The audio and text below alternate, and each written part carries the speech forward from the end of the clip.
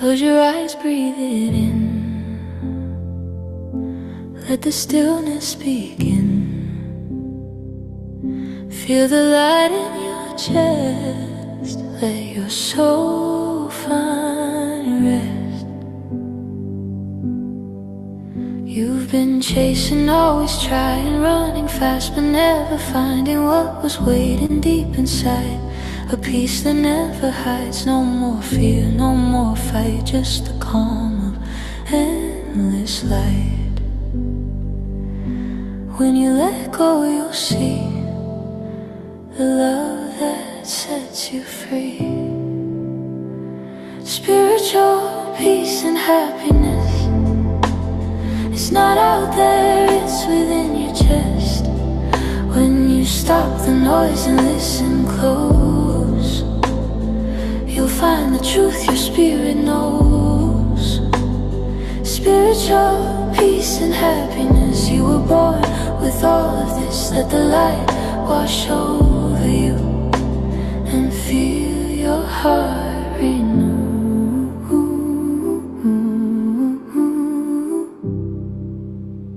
And feel your heart renew. Walk slow, breathe deep, stay kind. Leave the heavy world behind.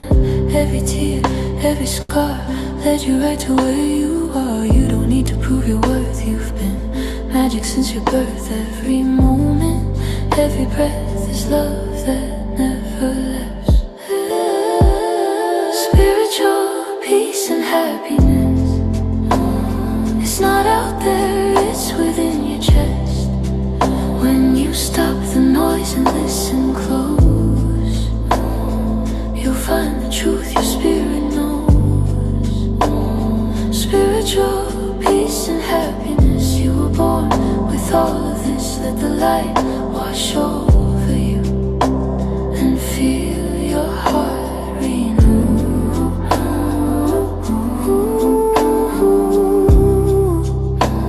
And feel your heart renew. Let go, be free, let your soul align.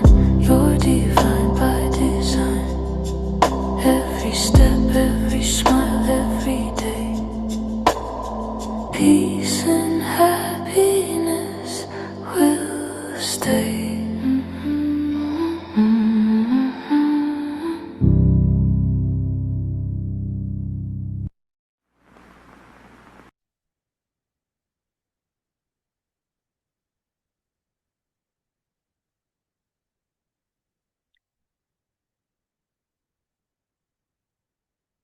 So depending on where you are in life, that song could mean something different.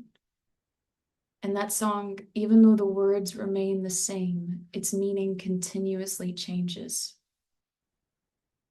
And honestly, that's the same with Dharma. Same with Dharma, the words stay the same, but the meaning changes as we continue to evolve, to practice, and to let go. So I have a question. And it's, what is the one thing you wish for in this life? If you feel free to share, go ahead and share. We'll make it quick, just one answer. But what is the one thing you wish for in this life? Peace. Peace. Peace. The ease of well-being. The ease of well-being. Fearlessness. Yeah, these are good ones. Cut off all self-attachment, put others' needs above self. Yeah. At all times. Bodhisattva. Take a couple more. Any others? Yeah. Freedom. Freedom. I feel like my walk is being led by the dog. Mm-hmm. Okay. Well, in this book, The Scientific Proof of Causal Reincarnation, which a lot of us have read, this is the one thing that so stood out to me and just pulled me in. Because it says Chinese people sometimes ask, what should we really ask for in life? The answer, ask for a good death. If you die in a painful way, you absolutely will not only suffer the pain during the process of death, but it will also leave some painful marks in the future life. The Chinese say the 5 blessings of life are wealth, well-being, longevity, good virtues, and a good death. Only by cultivating good virtues can a good death be attained. If you don't cultivate good virtues, a good death will be impossible to obtain. People who have a good death go through their dying process easier and will transcend to a better realm. But it can only be achieved by cultivating good virtues. Cultivate a good heart now, so your eventual death will be smooth and easy. Now, this is the main reason we practice Buddhism. This is the root reason we practice Buddhism, is to be free from the cycle of reincarnation. That is the purpose of Buddhism. You could practice other methods of other religions, other traditions, if you have a different end goal. Because there are effects and they will lead you somewhere. Buddha Master speaks about Taoism. The result of that is immortality. But immortals are actually still in the realm of samsara. So the reason we practice Buddhism is to uproot this delusion of cyclic birth and death. Now, the reason we think we die is because we think we are born.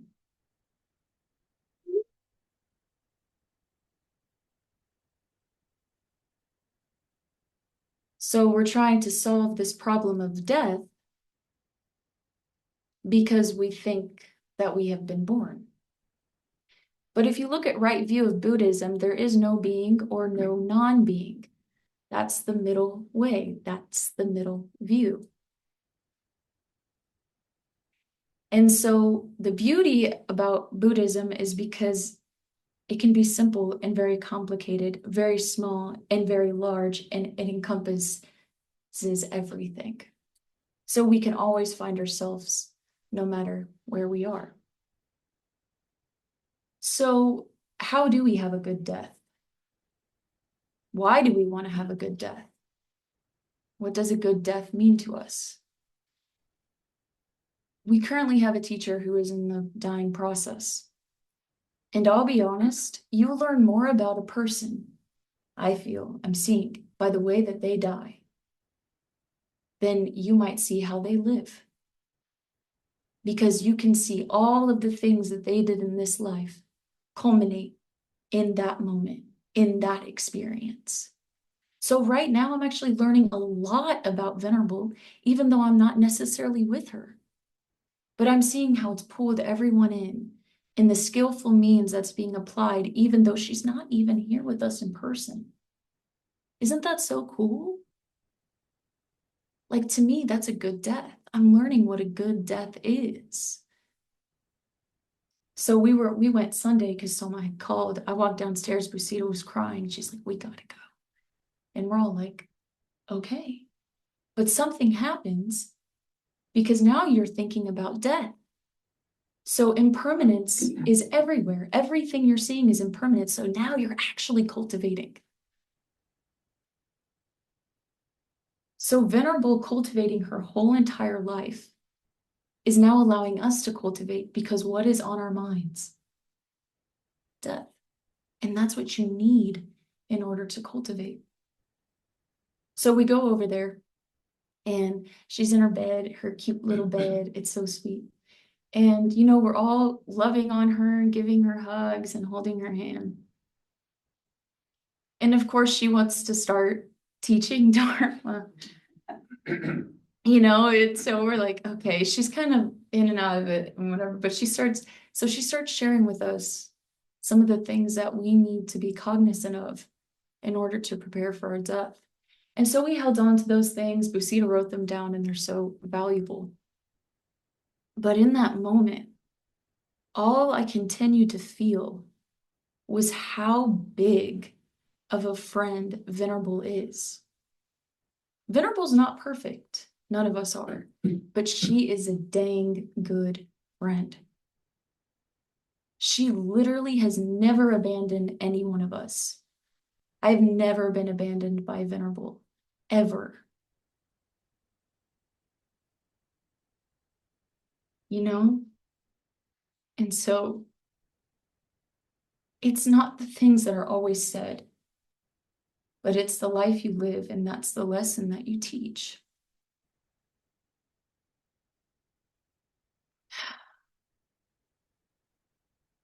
And so she's teaching us how to prepare for our death, because it can be the most beautiful, extravagant experience we've ever had. Have you ever thought about that? Have you ever thought about my best experience will be death? Probably not. You've probably have wanted to avoid that experience your entire life. Probably, right? Because you're so fixated. We're so fixated on this life as being me, my, mine, as being like real, as obtainable. But it's not. Venerable, over the years, ever since I've been, when I first got here like 3.5 years ago, someone was here like, she just almost died. You know, like really, you like got in at the perfect time because they were cutting the lay people program. Like I was Oh, the Dharma chart. yeah, basically. And so it was like, I almost didn't even get in, but Busita had left it open online, even though they were basically closing it to new people. So we just had an experience with Venerable in the hospital for like, what was it, weeks? It was weeks.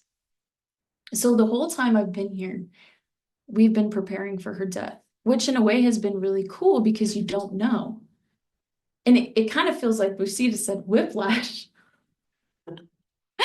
Because so you feel like you're a towel going through the ringer, And actually what it does is you completely surrender. Because you can't plan, you can't predict, you can't like set up, this is what's going to happen in this order and this is what's going to happen next week. That's not a thing. That's not a thing.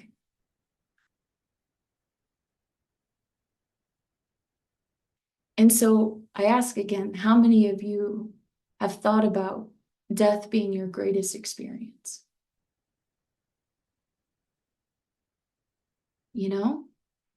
Like what's the mystery beyond the veil? We're thinking all of these things that we're doing. Buddha Master talks about,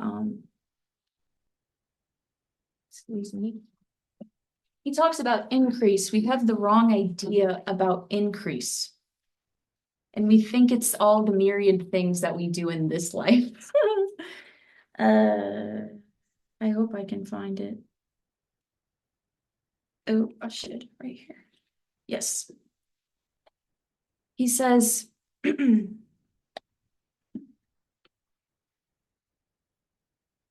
ordinary people regard the afflictions and various sufferings of cyclic birth and death as increase.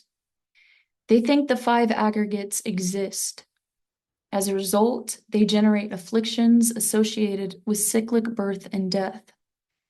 After those afflictions of cyclic birth and death deepen, they regard that as increase. They regard the decline, aging, or harming of their glory, splendor, wealth, rank, property, life, and so on as decrease. Regarding anything unbeneficial to them as decrease. They think that when the afflictions and all the sufferings of cyclic birth and death are added together, there is increase. They call decrease the diminishing of glory, splendor, wealth, or anything that hurts them. So we think everything is dependent on what we lose or gain in this life. But this life is already impermanent. This life is already bound to cease. So how could we measure what peace, freedom, ease are based on what we have or don't have in this life?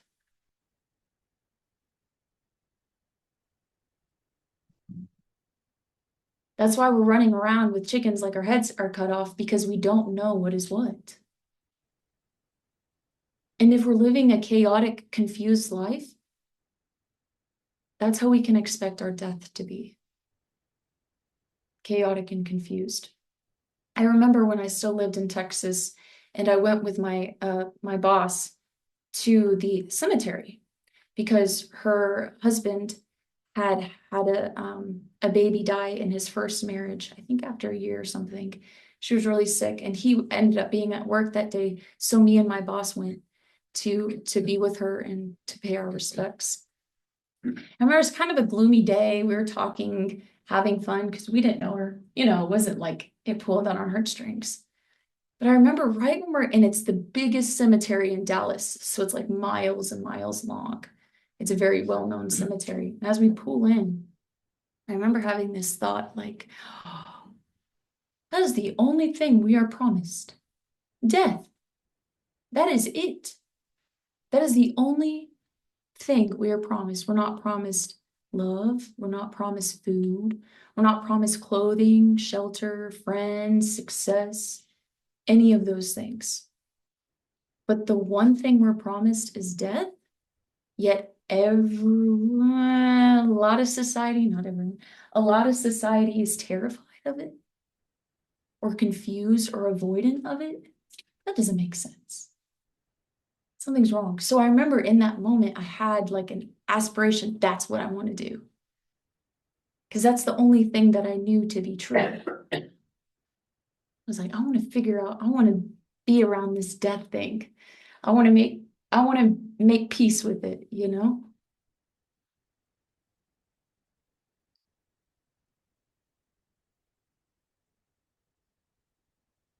How many of you actually think you die?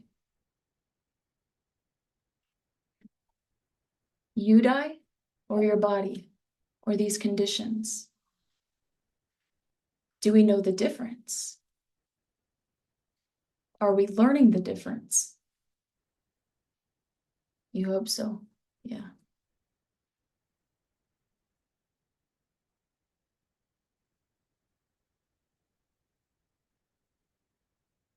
There's a teaching that I've been reading that's been really helping me understand some things, and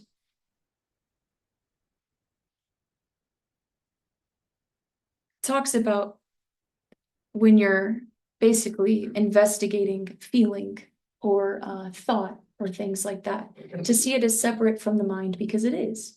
Because feeling arises, it remains, and then it perishes.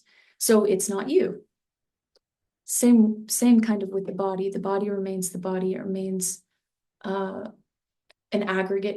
It's an aggregate. So it says, in making distinctions while investigating, look so as to see clearly the way things actually are. There's no need to fear death. There is no death to the mind. Don't create snares to catch yourself and hurt yourself. There is no death. No death to the mind. There is nothing but awareness, pure and simple. Death doesn't exist in the mind, which is something 100% unalterable and sure. Death is an assumption that has been conjured up for the mind through the power of the mind's own delusion. The mind has conjured it up to deceive itself. So once we've investigated in line with the truth that the mind is not something that dies, what reason will we have to fear death? What is death?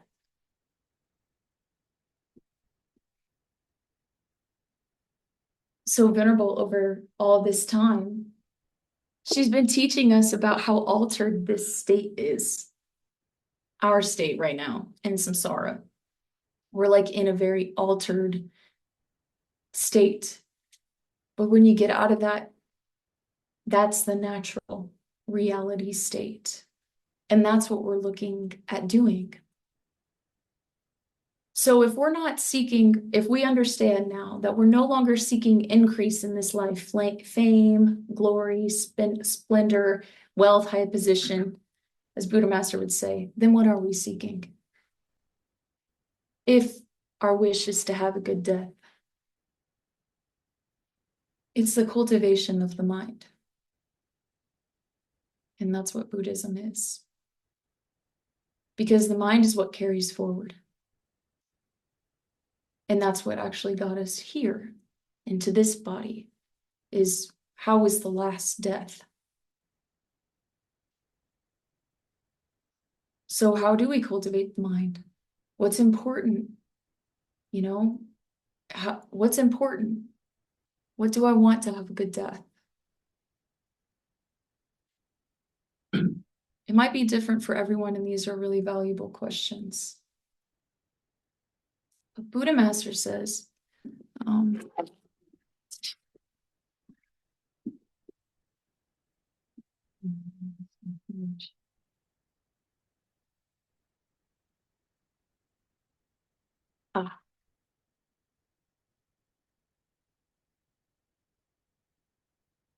basically, how do we cultivate the mind? Why are we cultivating the mind? We're cultivating the mind to have a good death. Because the mind does not die. He talks about, here I want to just tell you disciples this. Often when good karma and evil karma are mentioned, it is said that both kinds of karma are planting causes. Now with both kinds of karma, as long as there is a cause, then there will definitely be an effect. Why do I say that there is a cause? There will be an effect. Yet still go on to tell you to plant good karma. Do good deeds, proactively develop good relationships within your family, develop good relationships among your relatives, and gradually expand the range to include your friends, as well as ardently love people throughout the entire world and ardently love peace. Why? Why do I tell you to do these good things? Only when you surpass such a state are you among the ranks of ordinary good people. Only then can you engage in cutting off selfish and distracting thoughts, go on to remove attachment to self and attachment to dharmas, and proceed until you realize the state of no birth and no perishing. Is what I'm saying wrong? I ask this because you have many questions about what I just said. Since good karma, like evil karma, is a karmic force, since with the arising of thoughts one falls into cause and effect, why should one still plant good causes? So here I want to explain this to you disciples. I hope all of you will listen attentively.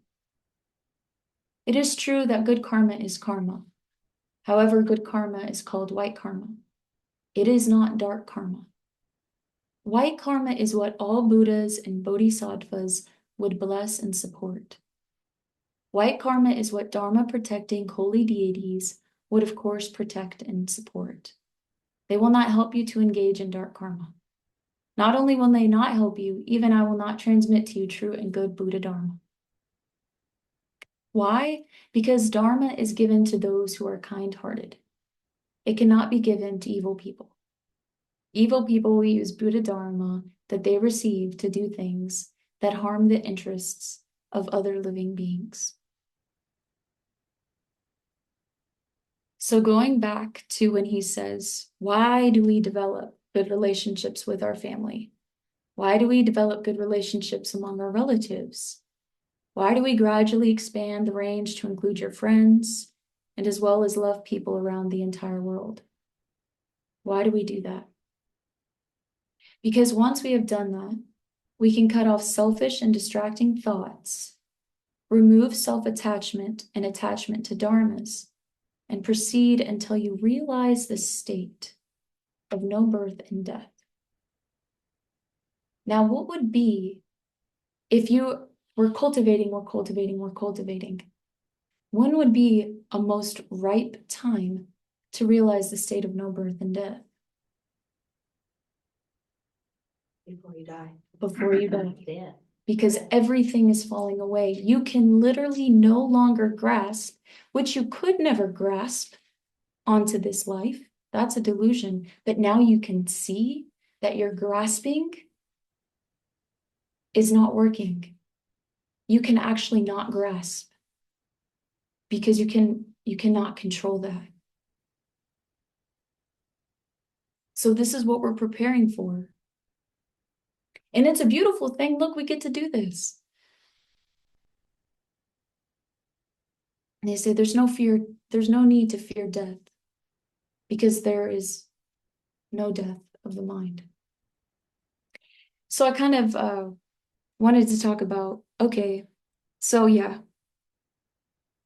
we want to have a good death because it's the only thing we're promised. So why not do it with joy? We have to accept it, right? Oh my gosh. It's the one thing like we can't change, so we can accept it. You can even go get a spray tan and you can change the color of your skin, kind of. You can wear contacts, you know what I mean? You can change your weight, you can dye your hair, you can change your house, you can change your clothes. But remember, all of those things we deem as increase are not. So we can begin to have this curiosity, this mystery about what is this thing that occurs when all of these things fall apart. And so in the preliminaries, after we take refuge, we contemplate impermanence. And as we're contemplating impermanence, we're not only contemplating our impermanence, we're contemplating the impermanence of our loved ones, of the ones whom we spend our greatest time with, who we spend a lot of time thinking about and wanting to engage with. And I remember we had an old Sangha member that I never met at Osceola. He lives right down the road. I don't know who he is, but one day I was sitting on the porch eating dinner and he just comes up and he came up and he came and sat right on the porch. And I'm like, hello, never had meeting him. He just talked and talked and talked and wanted to share. And it was a beautiful cultivation moment because I just had to be there and listen. But he was telling me all the things that he had been interested in or curious about in his most recent undertaking, I guess, or like or obsession was near-death experiences and people having near-death experiences. And as he was watching all these videos, a lot of the people who came back, didn't die, but had the experience, shared all of the things that flashed before their eyes. And it wasn't the house they lost. It wasn't like the food they didn't eat or the clothes they never got to wear. It was all the times they were unkind to people. All the times they said something that maybe hurt or did something that was with malice or ill will or out of anger. Those were the moments that were reflected. It wasn't who did what to you. It was what did you do to other people? And to me, that's your conscience saying, look here.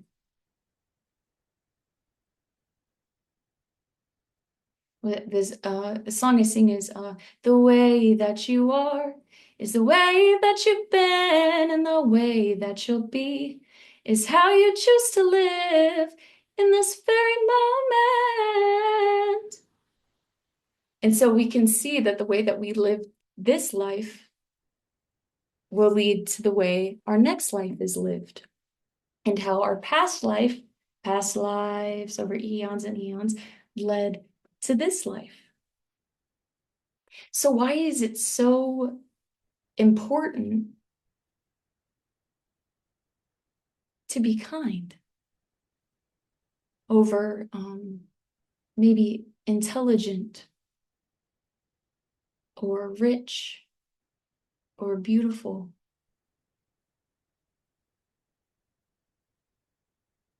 And how can kindness lead to a good death? I don't know if, honestly, I'm going to say this, but I don't know if anyone's ever said, hey, you're really kind. I don't think I've ever gotten that compliment. You know what I mean? It's not a bad thing. People are like, you're so spontaneous and like out there and extroverted. What? Okay, cool. But It's kind but it's like, what is that quality of kindness? Venerable is like on her deathbed and I start crying. She's like, no, no, come here, come here. And I literally laid on top of her and gave her a huge hug. She wanted me to do that. She's come here, baby. She's giving me all this kindness while she's dying and still alleviating my suffering.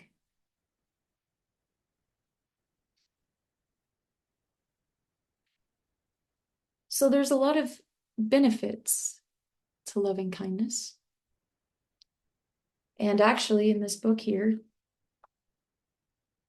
this is a nice book. Venerable did a teaching on this book before I got here, but it's available on YouTube. What is it?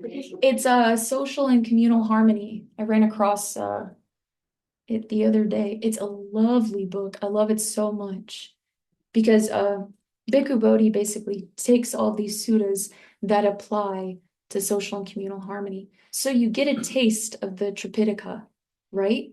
It may not be you read just Majjhima Nikaya, Digha Nikaya, but it's all of these suttas that apply to this one thing. And isn't that a beautiful way to actually study something? Because we're living in community. Why not study a compilation that's about living in community? So thank you, Bhikkhu Bodhi, for doing the hard work for us. We don't have to do it. Just yesterday, she said, it's time to read the book again. Oh, So here- yay! I'm so excited. Okay, so let me share this part. Here it is.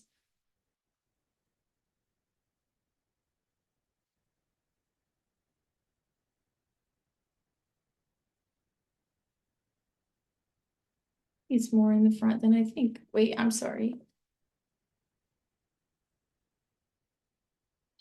You know who you look like, right? No. Our teacher. Looking around. I remember where it was, and then now, almost there. Okay, here we go. These are the benefits of loving kindness. Monks.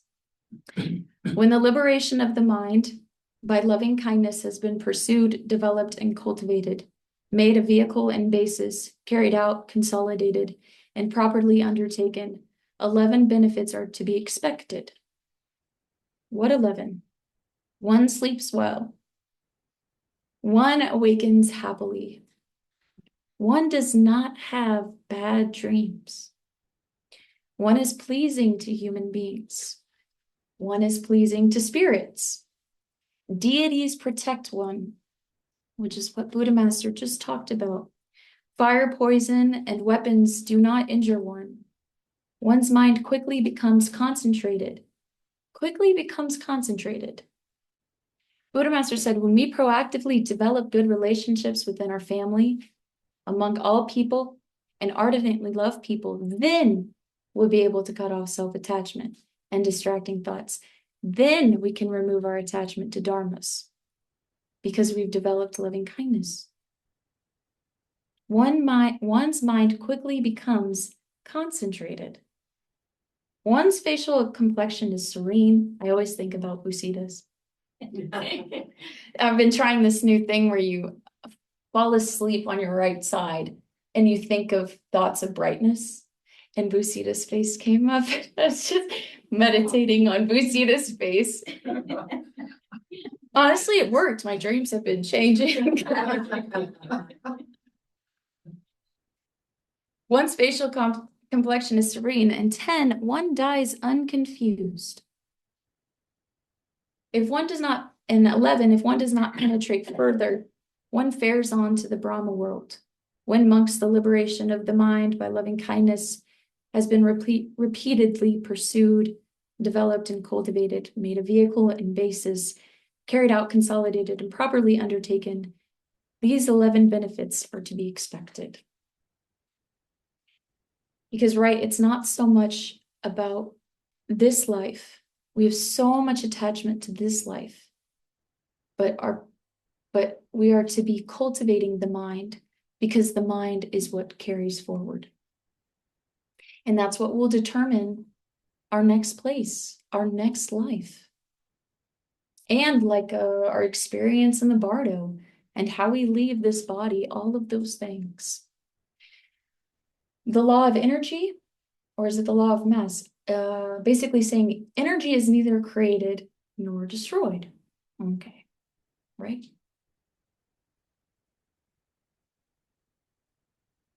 Things aren't so woo-woo, thinking of reincarnation. It's just the law of the universe. It's literally how things work. And when this body falls apart, it becomes dust, it becomes dirt, and then it becomes water, which then feeds a bird, and then that bird feeds its baby, and then it ends up becoming a cat's dinner, and becoming a human body. All of these things are interconnected and working constantly over and over again. No birth.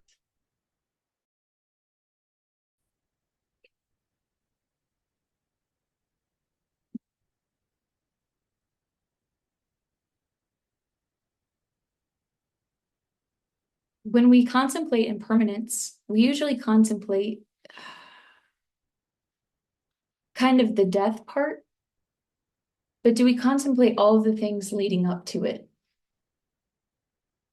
The loss of hearing, well, yeah, the loss of hearing, the loss of eyesight, the loss of friends, the people that we once used to rely upon, the people that helped us, picked us up when we needed help, or we were feeling weak, or we got ourselves in a jam. All of these things kind of start receding. So it's not just the moment of death, it's the things leading up to it that we have to prepare for. The loss of being able to use our fingers because our arthritis is flaring up so bad. We're starting to get some cognitive distortion because the brain is starting to slow down a bit. All of these things start occurring. And what happens if, when you end up dying, this is a worst case scenario, but it's still something to think about. The one who's taking care of you is the one that you developed a resentment towards.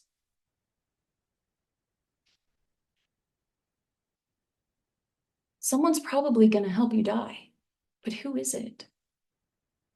Is it people who love you and inspire you and that you've completely developed beautiful, healthy relationships with? Or is it people that you low-key kind of don't like and don't want to be around? All of these things are so important. And that's why kindness isn't about what we can get in this life. Kindness is about freedom.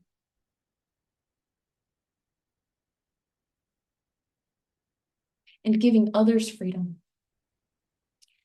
When you meditate on the 4 Brahma Viharas, the 4 immeasurables, you start with your parents, your mom and your dad, because they brought you into this world.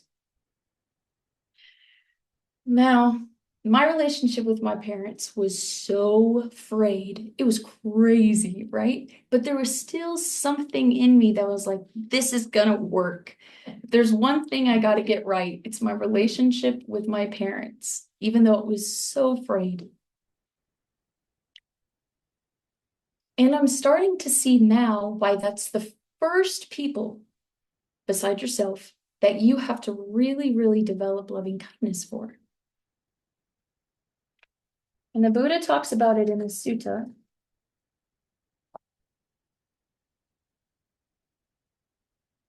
It was one of our Dharma contemplations when I first got here. And it basically talks about, I could read the whole thing, but it basically talks about you could carry both your mother and your father on your shoulders for your entire life.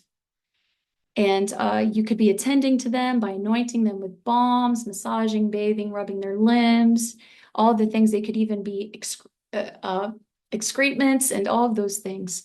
But that would still not be enough to repay them. Even if one were to establish one's parents as the supreme lords and rulers over this earth, so rich in the seven treasures, one would not do enough for them, nor would one repay them. For what reason? Parents are of great help to their children. They bring them up, feed them, and show them the world. But one who encourages his unbelief, I just want to stay with that for a second. Parents are of great help to their children. They bring them up, feed them, and show them the world. A lot of people's parents might be dead or at an old age, but still, when you think about your parents, what is that resounding feeling? Is there resentment? Is there the wish that they were different or they weren't who they were? Do those things linger?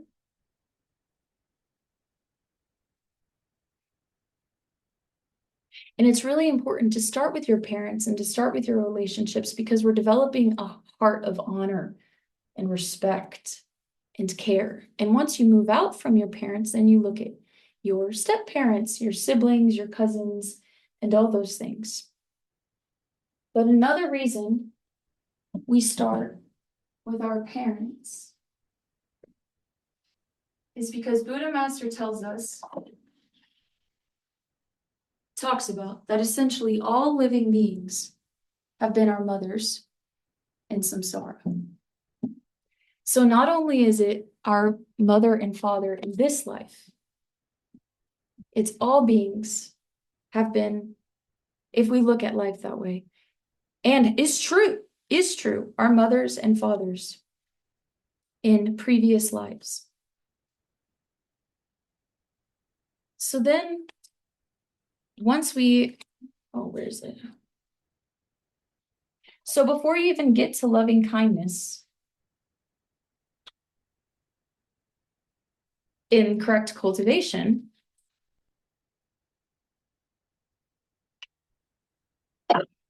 you actually have to understand who your mother is. And then you bear in mind kindness, and then you repay kindness, and then you have loving kindness.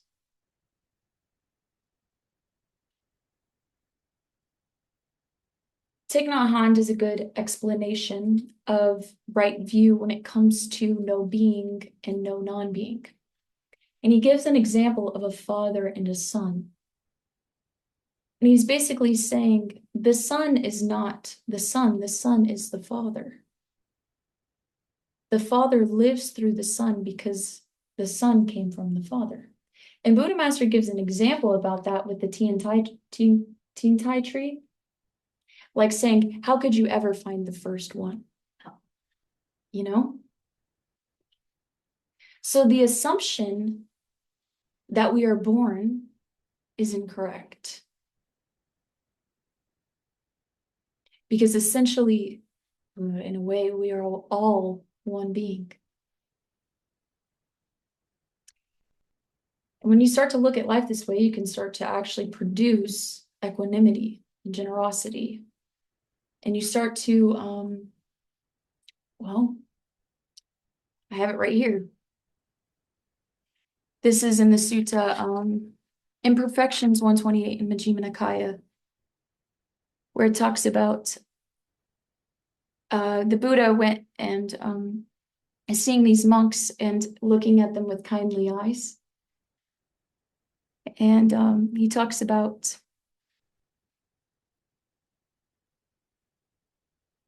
Venerable Sir, as to that, I think, he said, the Buddha asked, the Buddha asked, how do you live thus? Because he said, we live mutual appreciation without disputing, blending like milk and water, viewing each other with kindly eyes. And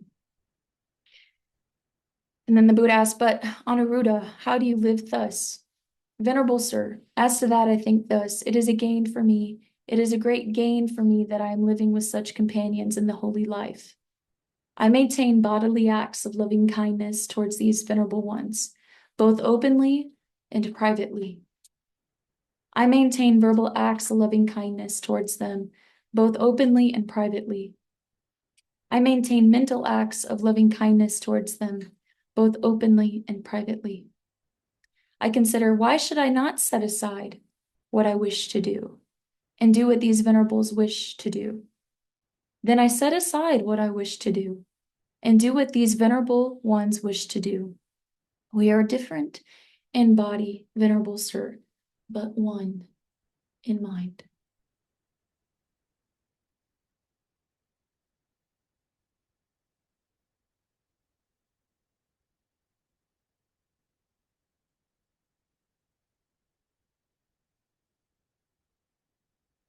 As we approach our death and everything is falling apart, you might not know what to do.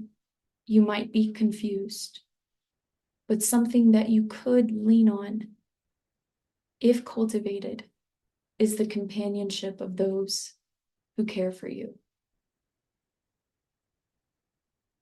And kindness is inherent. It is of the one mind. And why do we develop kindness? Because the mind does not die. The body does.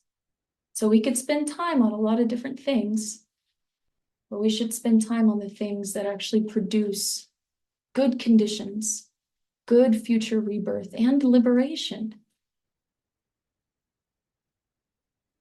If you can see, something that I've been reflecting on is my relationships with people in the Sangha. And I'm like, oh, maybe I did that wrong, or maybe I'm holding a little bit of this. It's like, okay, well, go look at your relationship with maybe your sisters and how I really think about them. I'm like, oh, it mirrors, right? We can only develop as good of a relationship this way as we have this way. And so all of these things matter because our family has done great things for us. They've been with us. And so meditating on our family, our relationship to our family is hard, but it is so important and valuable.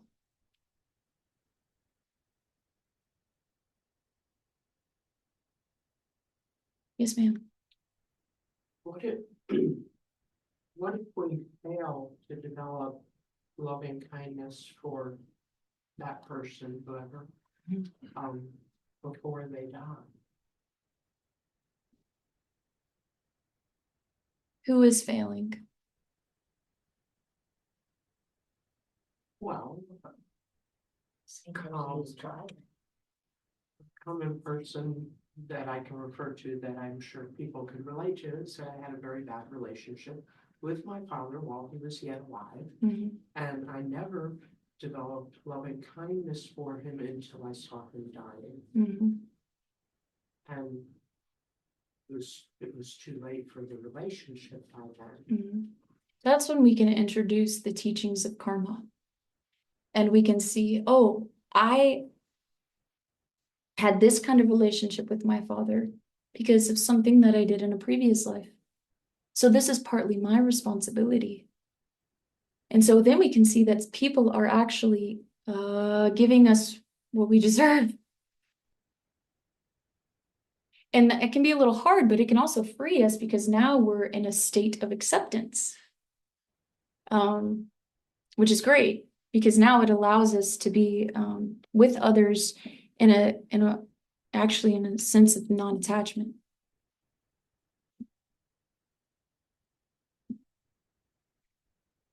You can also invoke the qualities of loving kindness, and you can supplicate Kuan Yin, and you can really pray to the Buddhas and Bodhisattvas because you're not alone. And it's not so much about the person, but it is about the acts maybe that they committed. And that's what we're holding against them, or what they did or didn't do. And also our own perception of what a good father is. The things that we want, but we don't get it. And when we don't get it, we blame it on someone else. That's a big thing. We love to do that. But we don't know that we really are wanting something different. And that's why we can't move on or forgive, is because we have this idea, this perspective of what this is supposed to look like. So that's why we have to Buddha Master says, I'm inculcating your mind. We kind of have to be with the Dharma in a way where it inculcates our mind, because we have to enter it through here and through here and through here and through here. So with that advice, I'd say, look at that relationship through a lot of different lenses. And don't try to force one way, but try to see how can you see it from this way, that angle. Because that could help. Because also we have a tendency of looking at one thing one way due to a habituation. And that's what gets us stuck, because you really want to be free. You desire to be free from that. You're welcome. Hey, Dina. If this is beneficial for you or anyone else, Mhm. it doesn't say like everybody, Mm-mm. love everybody. Doesn't say like them. Don't have to like the app, you don't have to like the person.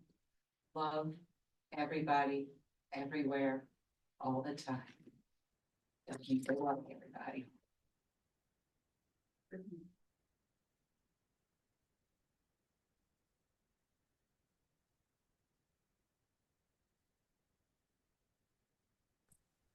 May I? Yes. Hey, Rob. One of the things that Vinny used to tell me was that people come to loving kindness, and especially people that have familiar trauma, and they want to drink deeply from it, and then they think forgiveness is like the after dinner mint. Mm. But it's like before you can kind of ingest the main meal, you almost have to flip it and do the after dinner.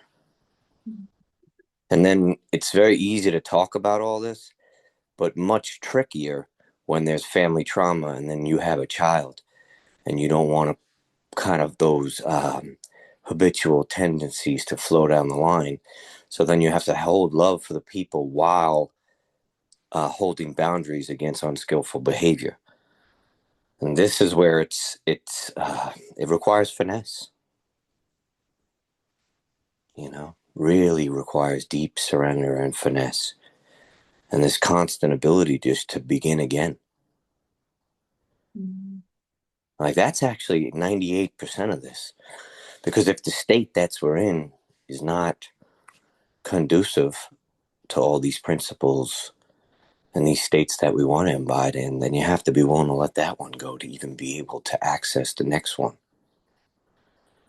But if every time we view someone, it's through the eyes of resentment, then we got to sit with the after dinner mint of forgiveness. Mm. And sometimes it's not just for the person. It's like ingesting that till the peppermint flavor of it becomes how we see the world. Like we can forgive second to second. And then sometimes that's turning it inwards and washing our own resistance to the places we haven't forgiven ourselves.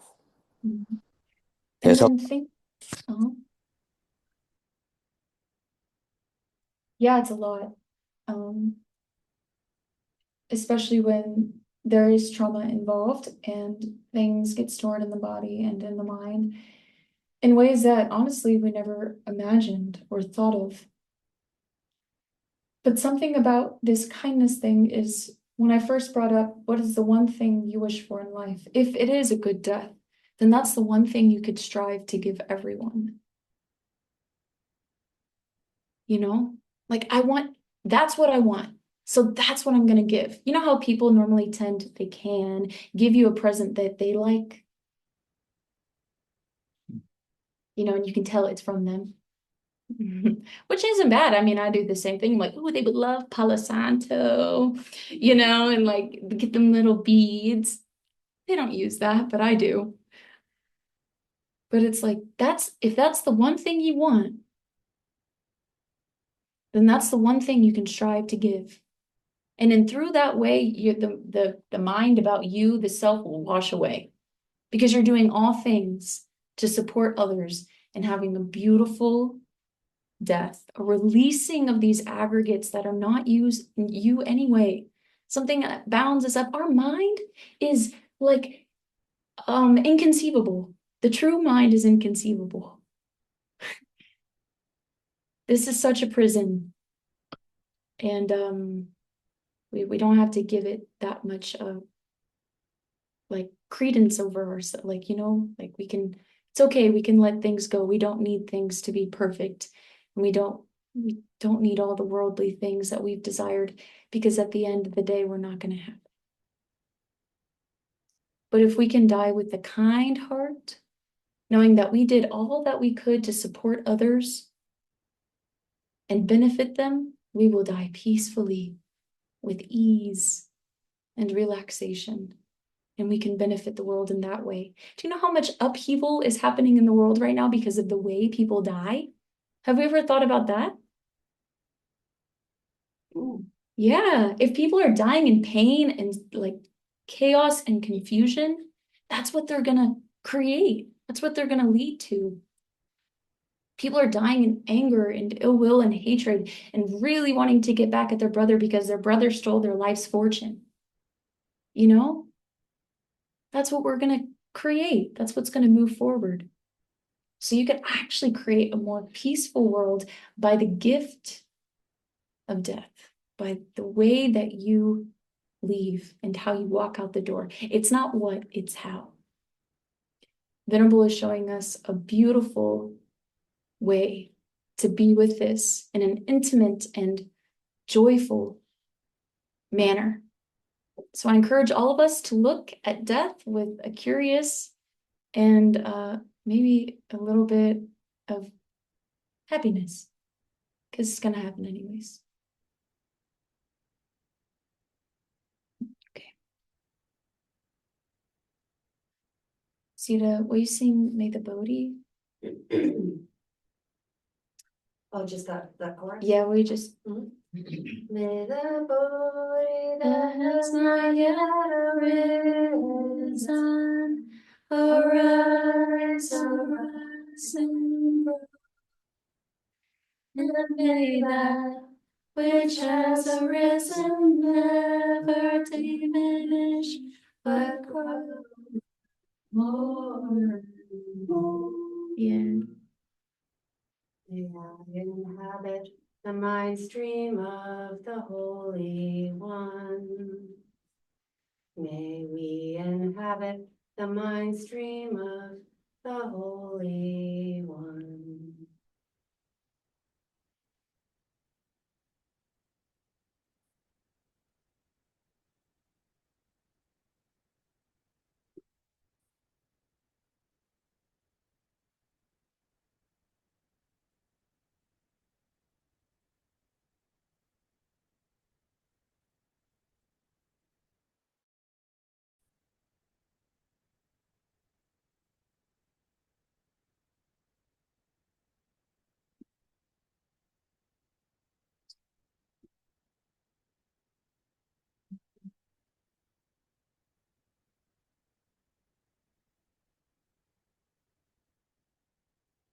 Merit of these lessons and our time together be given to all living beings, that they may show kindness to all and everything, and that all may have a peaceful and good death.